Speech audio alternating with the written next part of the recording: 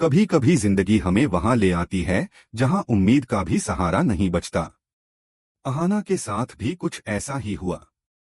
एक वक्त था जब इस लड़की की मुस्कान पूरे घर को रोशन कर देती थी। लेकिन वक्त ने ऐसा पलटा खाया कि वही मुस्कान अब आंखों में कैद हो गई। घर की जिम्मेदारियां, रिश्तों का बोझ और पति अर्जुन की बेरुखी सब मिलकर जैसे उसे थका चुके थे। हर सुबह अहाना जल्दी उठती, घर के काम निपटाती, सास-ससुर की सेवा करती और फिर शाम तक एक उम्मीद जगाए रखती। शायद आज कुछ अच्छा हो जाए, शायद आज अर्जुन मेरी मेहनत समझे। पर हर दिन वही उदासी, वही चुप्पी, वही नजरअंदाज करने वाले चेहरे। अहाना के अंदर धीरे धीरे एक तूफान उठ रहा था। वो सोचती, कब तक दूसरों पर निर्भर रहूंगी? अब वक्त है खुद को साबित करने का। फिर एक दिन उसने हिम्मत दिखाई। उसने फैसला किया कि अब वो किसी के आगे हाथ नहीं फैलाएगी। उसके दिल में एक छोटा सा सपना था, अपनी मिट्टी की मूर्तियां बनाना और उन्हें बेचना। वो कहती थी, मिट्टी इंसान जैसी होती है, बस उसे आकार देने की जरूरत होती है। धीरे धीरे उसने अपने आंगन में छोटी सी जगह बनाई, कुछ मिट्टी ली और शुरू कर दिया अपना छोटा बिजनेस।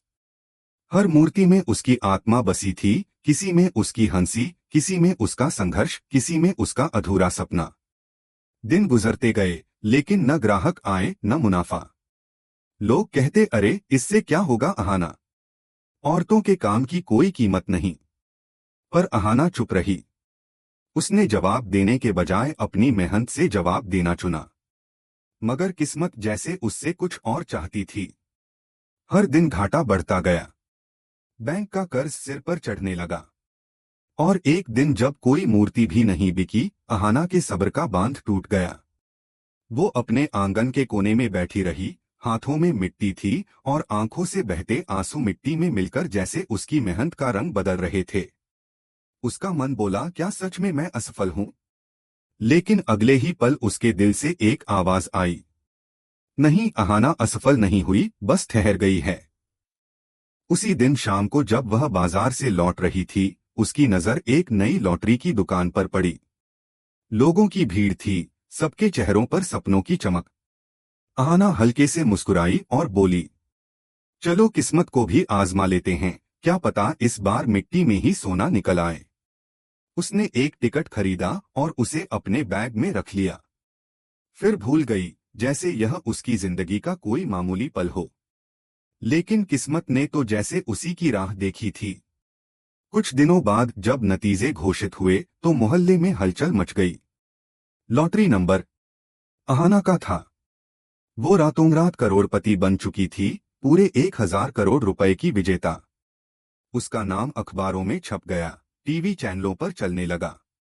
अगले दिन लॉटरी कंपनी के अधिकारी उसके घर पहुंचे, फूलों के गुलदस्ते, मीडिया कैमरे और 1 करोड़ रुपए का चेक उसके हाथ में था। पूरा मोहल्ला जमा था। दुर्गा देवी की आंखों में खुशी के आंसू थे।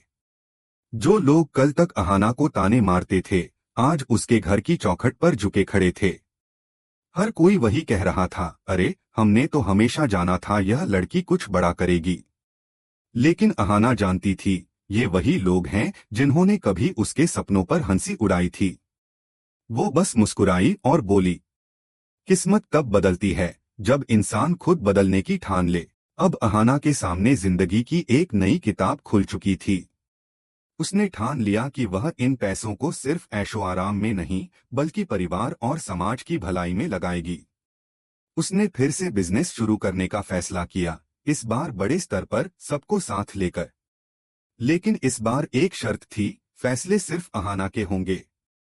अर्जुन, जिसने कभी उसका साथ छोड़ा था, अब पछता रहा था। वो उसके पास आया और बोला, अहाना, मैंने गलती की। मैं अब तुम्हारा साथ देना चाहता हूँ, हर कदम पर। बुआ जी और चाचा जी भी उसके सामने सिर झुकाकर बोले, हमसे गलती हुई बहू, अब हम तुम्हारे साथ हैं। अहाना ने शांति से कहा, साथ तो मिलेगा, लेकिन अब सबक के बाद। अब वही बुआ जी, जो कभी उसे नीचा दिखाती थीं, आज उसके लिए खाना बनाती थीं। वही चाचा जी, जो उसकी हर बात पर शक करते थे, अब उसकी बातों में विश्वास ढूंढते थे। धीरे धीरे वह घर जो कभी बोझ बन चुका था अब अहाना की मेहनत और आत्मविश्वास से फिर से संवरने लगा। हर कोने में उम्मीद का दिया जल उठा था। दुर्गा देवी भी कहती, इस घर की असली नींव अगर कोई है तो वो अहाना है। लेकिन हर नई सुबह के साथ नई चुनौती भी आती है। अहाना ने फैसला किया कि वह अपने पुराने बिजनेस मूर्तियों के कारोबार को फिर से शुरू करेगी, मिली के साथ अपने दम पर। यह अब सिर्फ काम नहीं था, यह उसकी पहचान थी। लेकिन अहाना का ये कदम अर्जुन के अहंकार को खटक गया। एक दिन गुस्से में उसने अहाना की सारी मिट्टी खराब कर दी। वो बोला, इतनी जरूरत क्या थी ये सब करने की? मेरे नाम से ही सब कर लो। अहाना ने शांत स्वर में कहा, औरत की जरूरत पैसा नहीं सम्मान होता है।